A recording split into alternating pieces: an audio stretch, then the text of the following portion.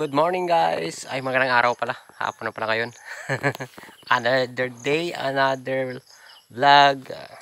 Vlog ko lang tong kakaiba kong gulay. Sige, unahin natin tong isa. Yan. Nabuhay siya dun sa ilalim ng kadyos ang tawag sa amin dito. Ito. Yun. So, black beans na basta. Itong inalo sa sa KBL, ang sikat dito sa mga Bisaya, parting Panay, Negros. Then ito ang sitaw natin na dwarf na sitaw kasi ang dito lang siya. Tapos namumunga na. Dwarf na sitaw. Sa hindi pa nakakita nito. Yan. Yan siya. Dito kaya. Marami to marami to sila. Yan. Dwarf na sitaw. Yan. Marami sana to kaso lang tinutukan ng manok kasi kang mababa.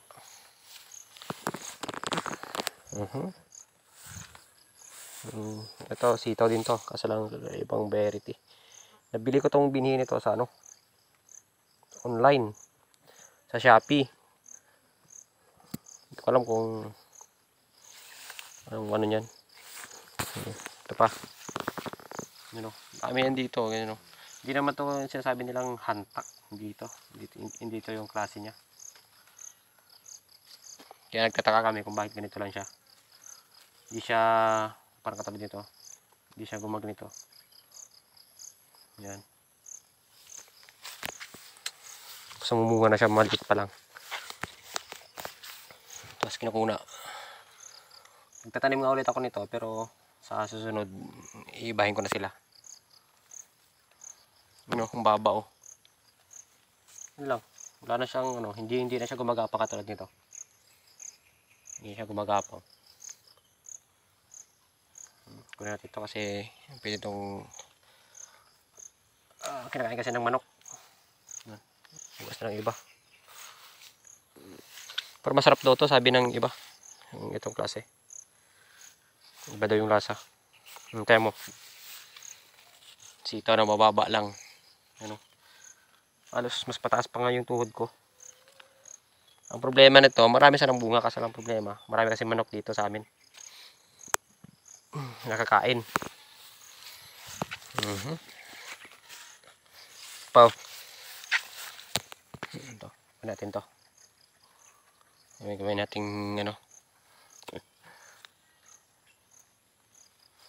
Kasi pag tinaman namin ito grabing ulan. Ilang araw, kaya siguro na ganito. Naging ganito siya. Comment nga kayo kung bakit naging ganito. Yung pagtanim namin ito ay grabing ulan. Ito. Mahaba siya. Kasi lang yan ang problema. Ito. Kaya kagat ng manok. Kaya kain nila. Dito pa sa marami yan dito Sorry. Yan. Kinakain ng manok. Kasi nga sobrang baba. Kunin natin to. Parang maganda mag-adobo. Adobo ng sitaw. Ito mahaba. Yung iba mahaba. Yung niya, partner niya.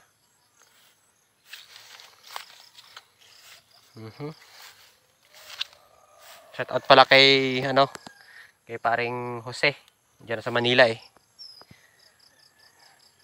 yung una ako nagbo-vlog siya yung ko cameraman.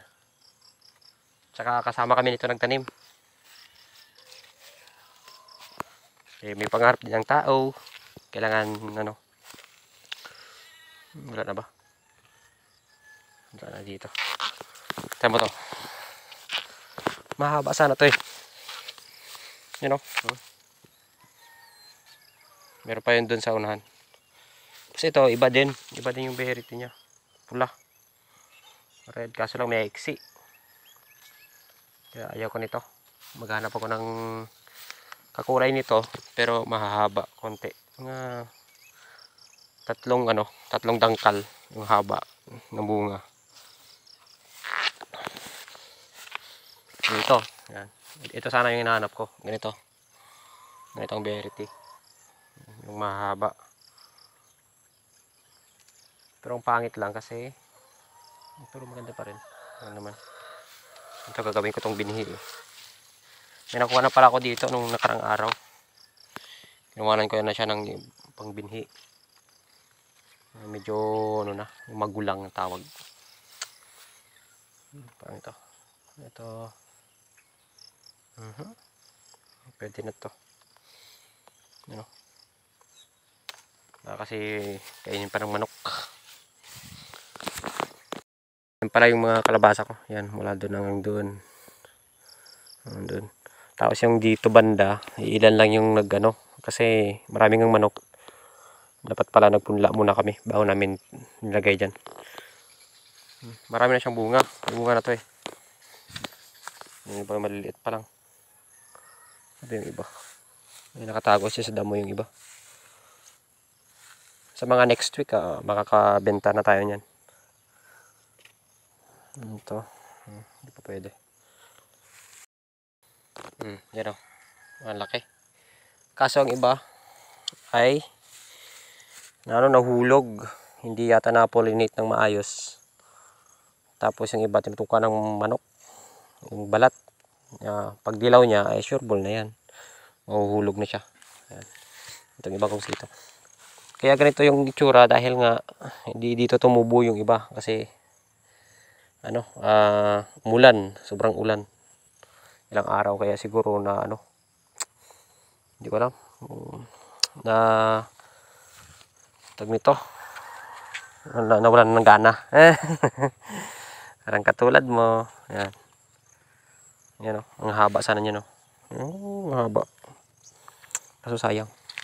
Sige, babawi na lang tayo susunod. Dito mo. Ilan lang yung dahon. Ito sana ang gusto kong berry tea. Ilan yung dahon? 2, 3, 4, 5, 6, 7. Pero yung bunga tin mo. Ang dami. Tayong bunga yan Hindi na siya umakyat. Yung iba yun mo. Diyan lang sa. So dito balik tayo dito. Tiyan mo. Wala na. Putol na. Kasi sobrang baba niya eh. Bunga na siya kaagad eh. Ito maganda daw tong berry tea na to. Maiksi pero masarap daw. Ewan ko lang. Sa akin pare-parehas lang naman. Yan. Ito mo to. Wala na. Wala na. Ito gagawin kong binhiyan yan. Ito. Kasi ito medyo pa. Alanganin. Next day na lang yan. Yan dapat ganito siya Yan. Dwarf. Ito lang. Wala na siyang parang naging puno na lang siya. Yan na yung sitaw. Pero marami sana siyang bunga. Kaso lang mababa siya. Tinutukan ng manok. Yan Yan. Ba?